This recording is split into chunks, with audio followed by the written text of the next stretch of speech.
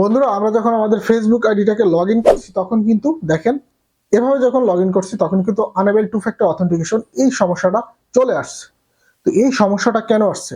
আগে কিন্তু আমরা এই ফেসবুক আইডিটা ইউজ করতে পারতাম, এই ফেসবুক আইডিতে অ্যাক্সেস ছিল, এই ফেসবুক আইডিতে আমরা গেম খেলতে পারতাম, মানে ওভারঅল সবকিছু কিন্তু আমরা এই ফেসবুক আইডিতে করতে পারতাম।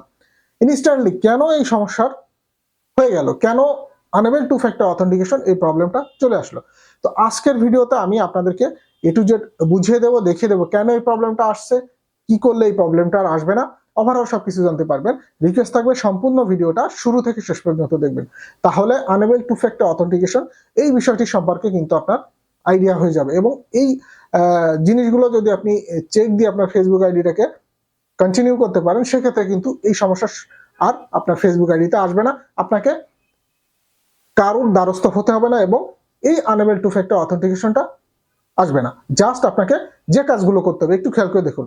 সম্পূর্ণ বিষয়টা আমি আমার মোবাইল ফোন স্ক্রিন শেয়ার করে আপনাদেরকে দেখে দিচ্ছি। তো বেশি কথা বাড়াবো না, এখনই শুরু করব। Late get start. বন্ধুরা, আনেবল টু ফ্যাক্টর অথেন্টিকেশন কেন আসছে? ধরুন আমি এই ডিভাইসে আমার এই ফেসবুক আইডিটা আমি চালাই, বা এই ডিভাইসে কিন্তু আমি পরিচালনা করি আমার এই ফেসবুক আইডিটা। কোনো কারণবশত আমার এই ডিভাইসটা থেকে আমি লগ আউট করেছি বা আমার ডিভাইসটাকে ফ্যাক্টরি রিসেট দিয়েছি, সেক্ষেত্রে কিন্তু যখন আমি লগ ইন করতে চাচ্ছি তখন কিন্তু আমার এই প্রবলেমটা হচ্ছে। এই প্রবলেমটা কেন হচ্ছে আমি একটু দেখাই। আমি যদি সরাসরি এই যে থ্রি লাইন যে আইকন আছে, এই থ্রি লাইন আইকনের উপরে টাচ করে দিব, থ্রি লাইন আইকনের উপরে টাচ করে দিয়ে উপরে যে গিয়ার অপশন আছে সেটিংস, এই প্রবলেমটা তখনই হবে যদি আমরা আনেবল টু ফ্যাক্টর অথেন্টিকেশনটা অফ করে রাখি। যদি অফ থাকে সেক্ষেত্রে কিন্তু আপনাকে অন করতে বলবে, আর যদি অন রাখি সেক্ষেত্রে কিন্তু আপনাকে অবশ্যই যে ডিভাইসে ব্যবহার করতাম সেই ডিভাইসের নোটিফিকেশনের মাধ্যমে সেটাকে অ্যাক্টিভ করতে হবে। এই হলো আমাদের সমস্যা। তো দেখি এই আইডির ভিতরে আনেবল টু ফ্যাক্টর অথেন্টিকেশনটা কি অন করা আছে কিনা। তো এটাকে চেক করতে গেলে আমাদেরকে আমি একটু দেখাই। তো সেটিংস অপশনে আসলে এই যে উপরে যে অপশনটা আছে, এই উপরে যে অপশনটা আছে এই অপশনে আমাদের টাচ করতে হবে।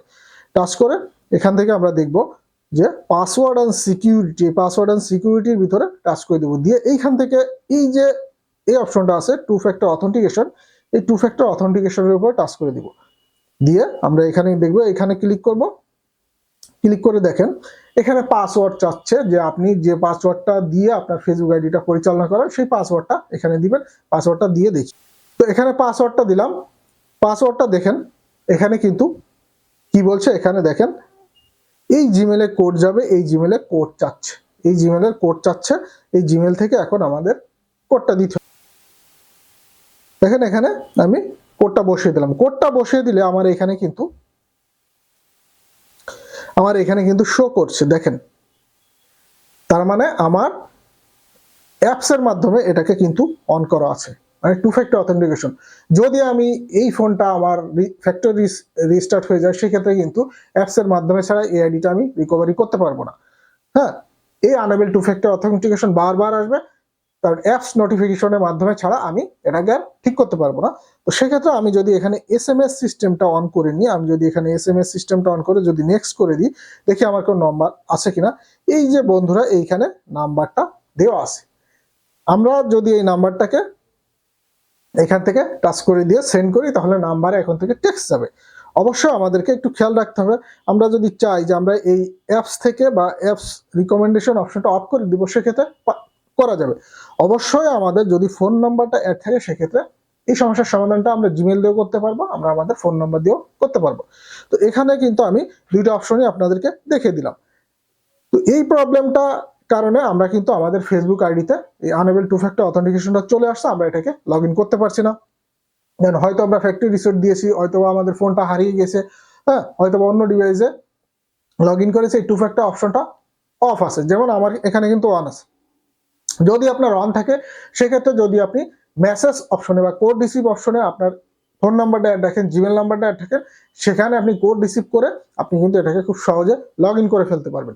যদি আপনি কোনো ফোন নাম্বার দ্বারা ভেরিফাই না করেন, ইমেল দ্বারা ভেরিফাই না করেন, সেক্ষেত্রে কিন্তু এটা আপনার এই আনেবল করতে পারবেন না। এই আনেবল করতে গেলে বা এটাকে ঠিক করতে গেলে অবশ্যই আপনাকে ফেসবুক আইডিটা লক করে তারপরে ঠিক করতে হবে।